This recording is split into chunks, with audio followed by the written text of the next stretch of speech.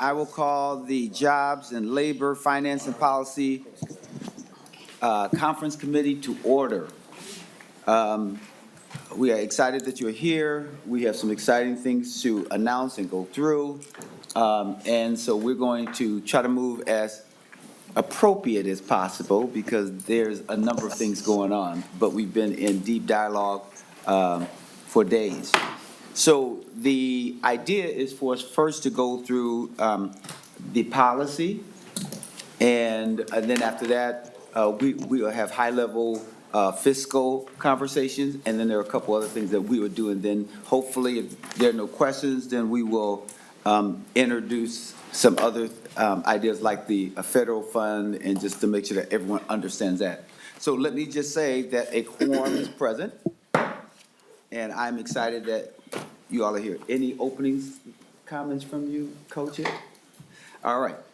So with that being said, and kind of giving you a roadmap, we're going to start with the high-level policy provisions, and we're going to start with Carlin Doyle Fontaine, and then they will play volleyball with each other, and we'll just watch. Thank you, Mr. Chair and members. You should all have the SF3035 DE1 in front of you. It's now 273 pages. I will start going through the labor policy article, which is Article 1. Page 1, we've got the single-family home prevailing wage exemption provision. This came from the House. We have Section 2, it's prevailing wage expansion. Both the House and Senate had this as a similar provision.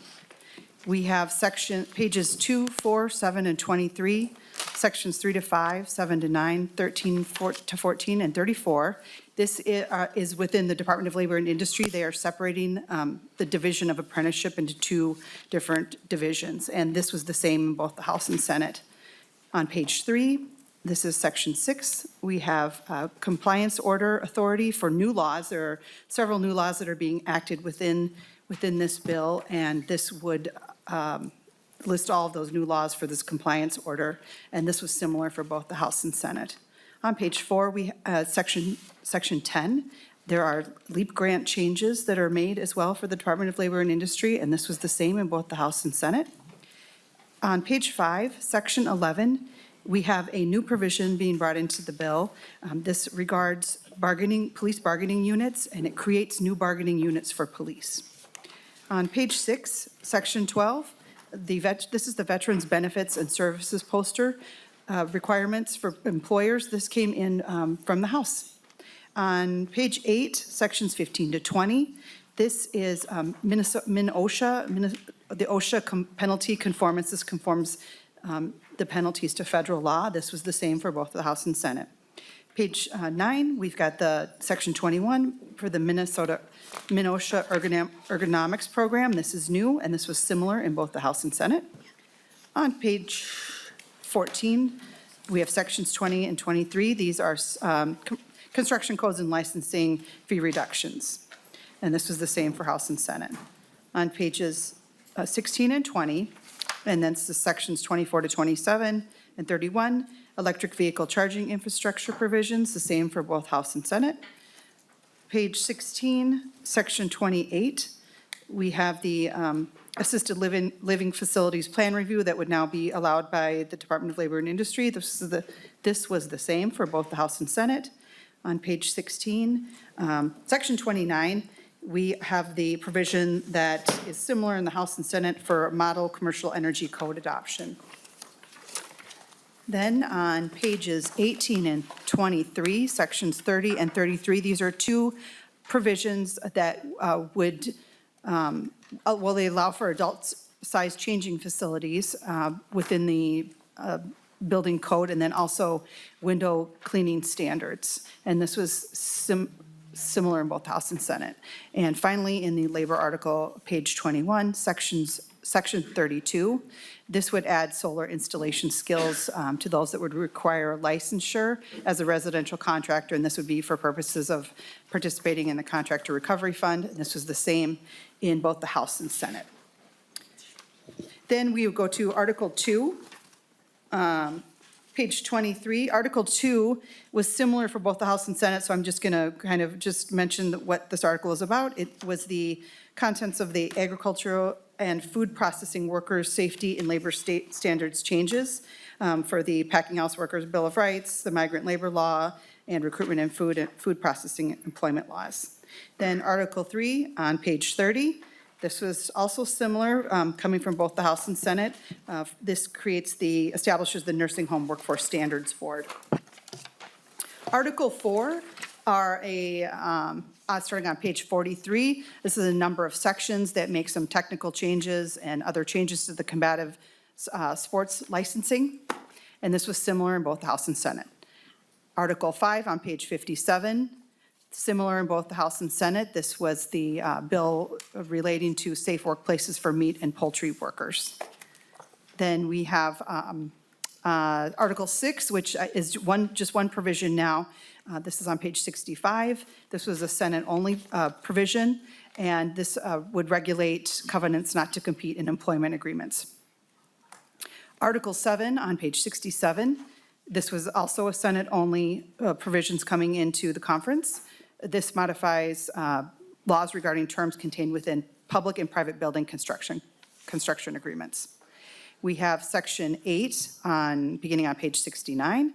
This came from the House, although the Senate, had this bill as well. This is regarding the Public Employment Relations Board data access and classification. We have on page 71, Article 9. From the House only, is the warehouse workers' safety requirements. Then another House only for Article 10, page 74, are wage protections for construction workers. And then we have in page 80, Article 11 is a miscellaneous labor article. And this is some of the contents that came from the labor omnibus policy bill that was passed that came into this particular conference committee. And this was similar in the House and Senate. And this adds additional labor policy sections to this bill, or to this conference committee report. Then we have the contents of House File 19.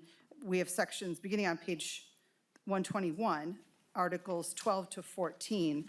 This is new coming into the conference. It's the contents, as I mentioned, of House File 19, the second unofficial engrossment of the Earned Sick and Safe Time bill. And this creates an Earned Sick and Safe Time benefit and provides for enforcement by the Department of Labor and Industry for creation of this new requirement for employers.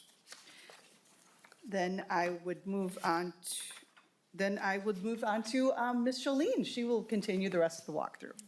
Chair and members, Article 15, beginning on page 137, this is the Employment and Economic Development Division policy language. Section 1 creates the Office of Child Care and Community Partnerships. This is the same in both bills. On page 139, Section 2 creates the Office of New Americans. This is similar language in both bills. Page 142, Section 3 creates the Getting to Work Grant Program. This is similar in both bills. Page 144, Sections 4 and 5. These are the Energy Transition Advisory Committee changes, the same in both bills. Page 145, Sections 6 through 8. The Community Energy Transition Grants changes. These are the same in both bills. Page 146, Section 9, codifies the Small Business Assistance Partnership Program. This is the similar language from both bills.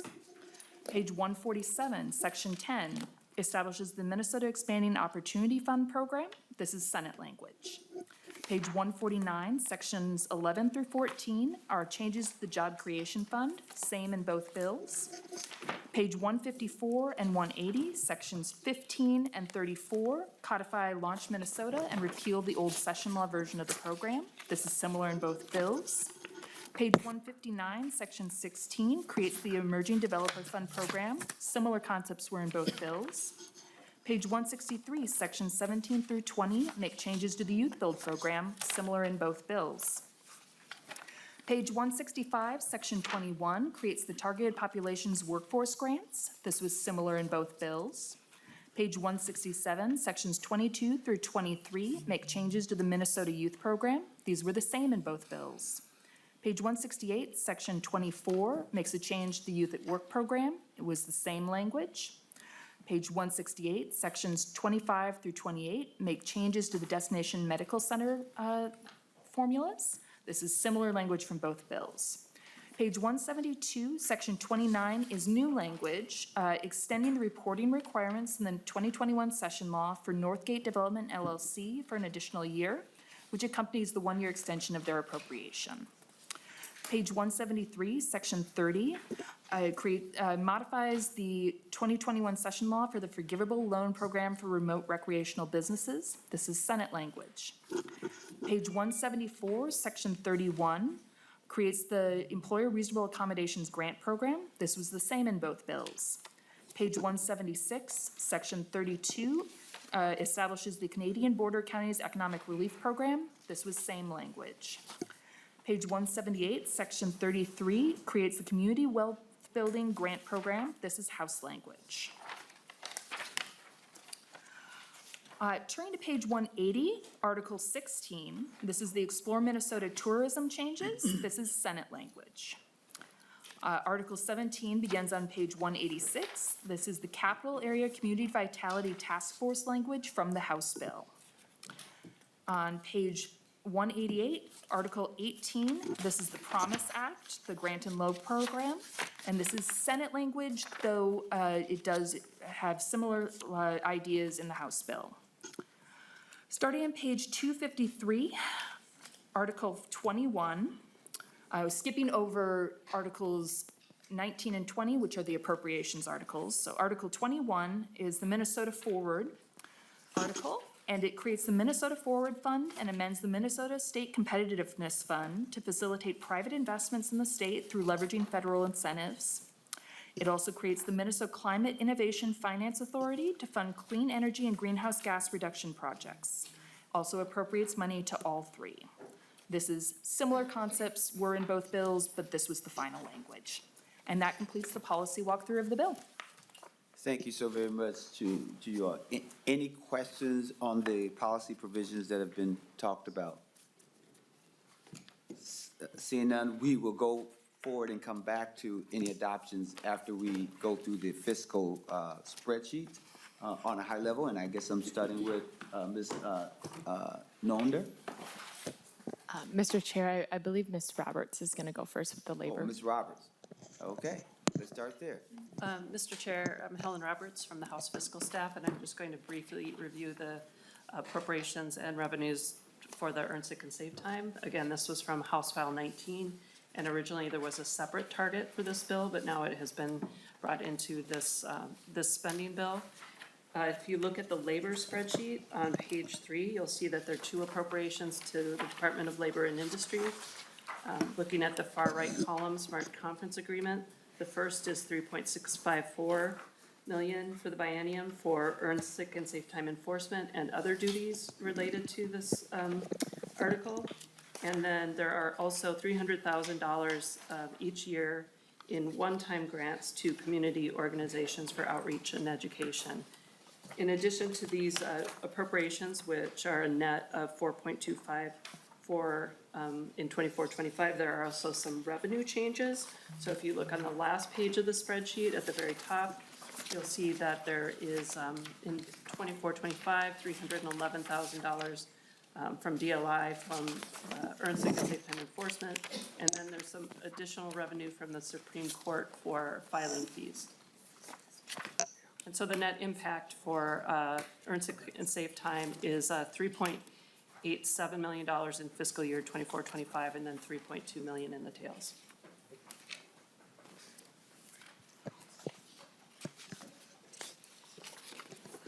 Thank you. Ms. Nona.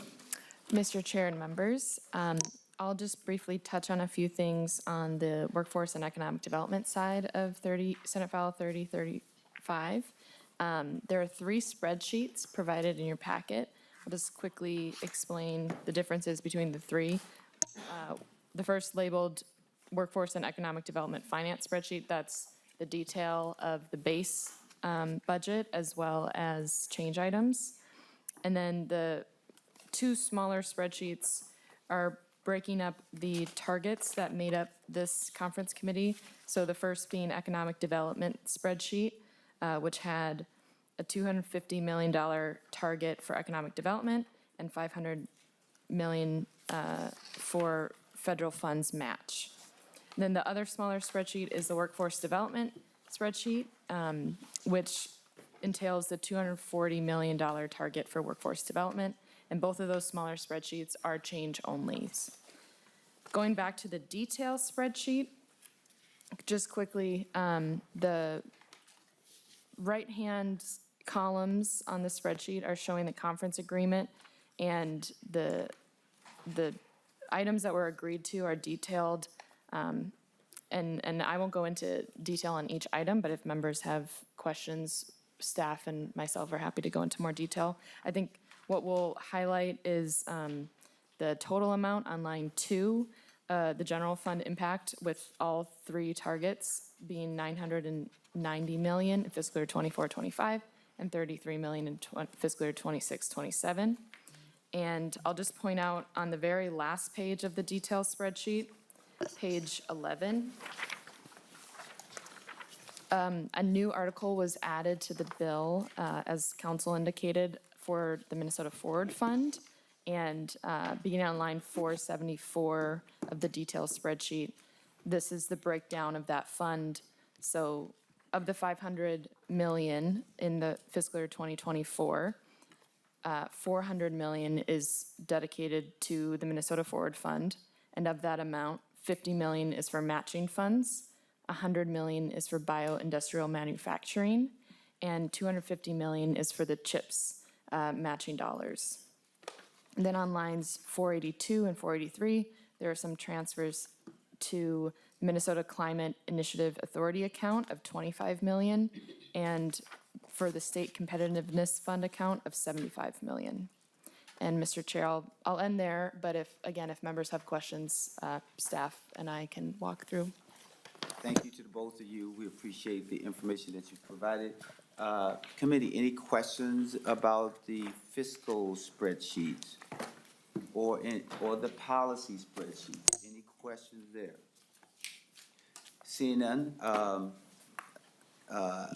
did everyone feels okay about the information around the earned safe and sick time? Everyone's good? All right. So, Representative Hassan, do you have any motions? Yes, Mr. Chair. Our first motion is I move that we adopt the spreadsheets. All right, so Representative Hassan moves that we adopt the spreadsheets. Any discussion on spreadsheets? Seeing none, all in favor say aye. Aye. All opposed say no. The motion prevails. Do I need to go on both sides of that, or am I okay doing it that way? Okay, great. I didn't hear any no's anyway, so I think I'm okay. Unless we ask for a roll call. Unless we ask for a roll call, and Don't do it, we ain't gonna do it. okay? All right, and your second motion? Mr. Chair, my second motion is that I move we adopted the DE1 amendment. Any questions on the DE1 amendment? Seeing none, all in favor say aye. Aye. All opposed say no. The motion prevails. And then there's one last sort of motion instruction. Yes, Mr. Chair, I move that we allow staff to make any technical corrections and give staff instructions to make any necessary changes to these documents. Any questions about those instructions or that motion? All in favor say aye. Aye. All opposed say no.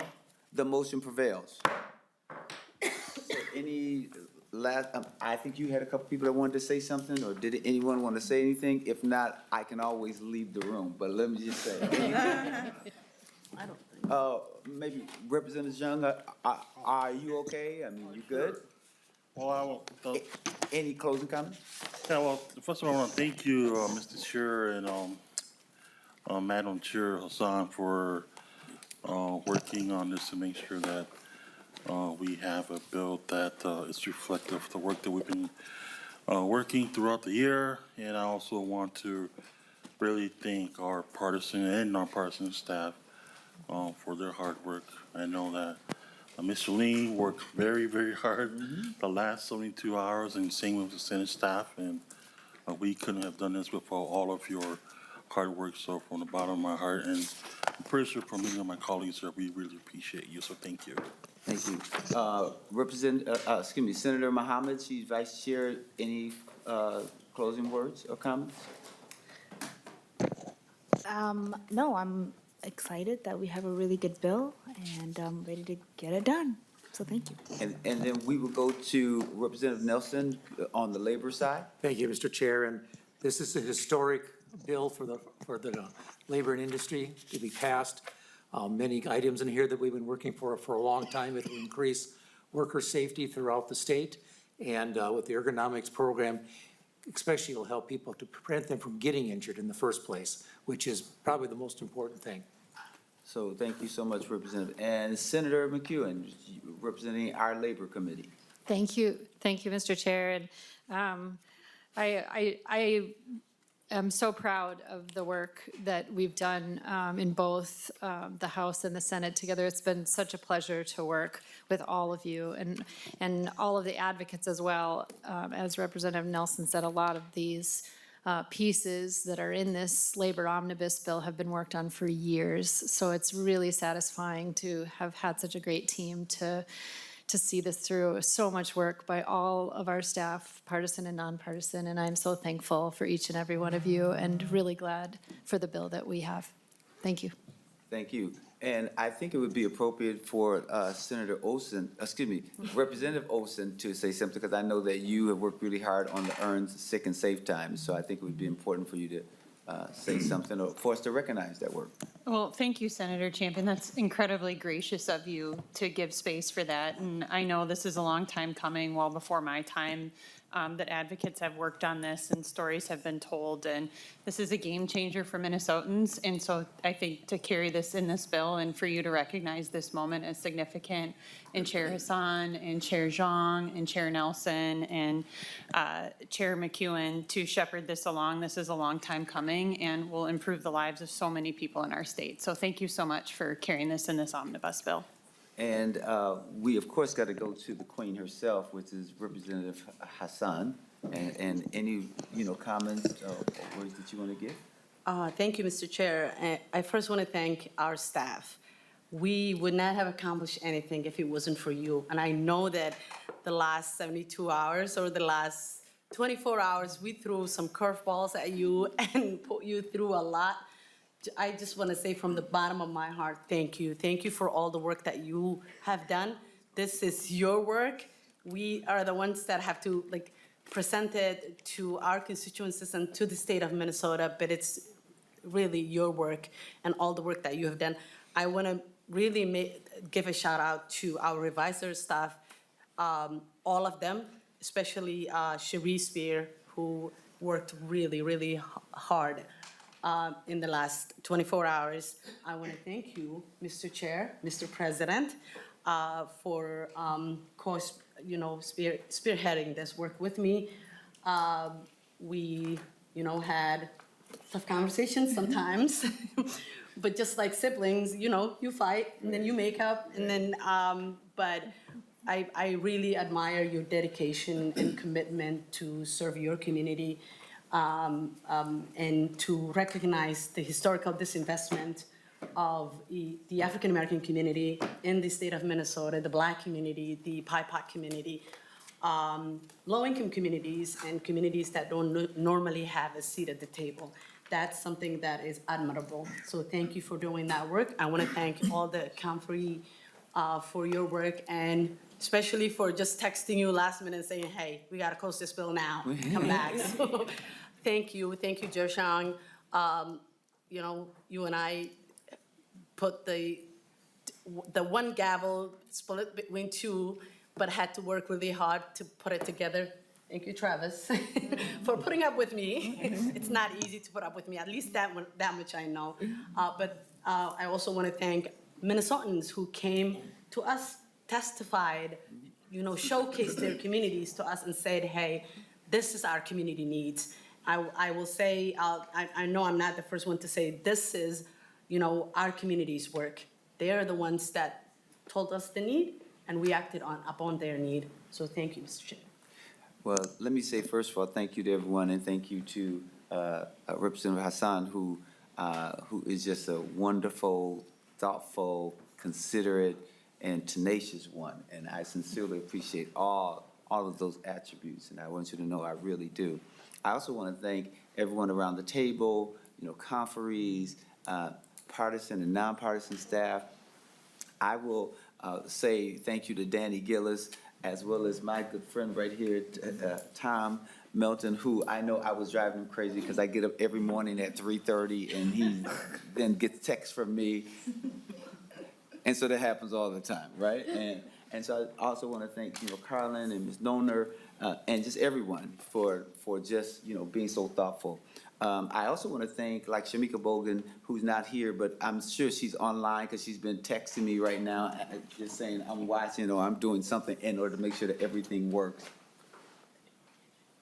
And I also want to thank the department, both labor as well as deed, everyone. And I call the interim commissioner the TC, right? And so they've been just thoughtful, along with Dario. If we had questions I know that there are times that we had them over in the Senate and they would run over to the House and they were just running between the both of us. And I just want you to know how much we appreciate you.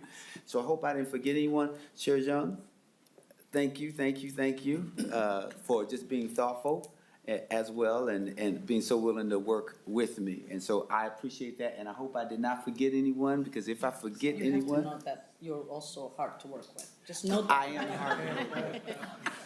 She's right about that, right? But you know what? I love that our hearts are always in the right place, because I know that no matter what we were saying, that was coming from the correct well. And so thank you to Senator McEwen as well, because on the labor side, she would come to me and talk to me about all these things she wanted to put in, and I had to be the one to be like, really? Really? And to trust her that she was going to do what is necessary in order for us to get 34 votes, because we have to get 34 votes on our side of the aisle. So thank you so very much. And with that, thank you to, lastly, Minnesotans, because you're absolutely right. All the various groups that came in and put up with us just to testify and to put themselves in front of, I like to say, or recognize it as sometimes the firing squad, because we are asking them questions and we're asking them to come into this place and just be the incredible individuals they are. So thank you, Travis, as well. I appreciate you. So with that, if there's nothing else, we are adjourned.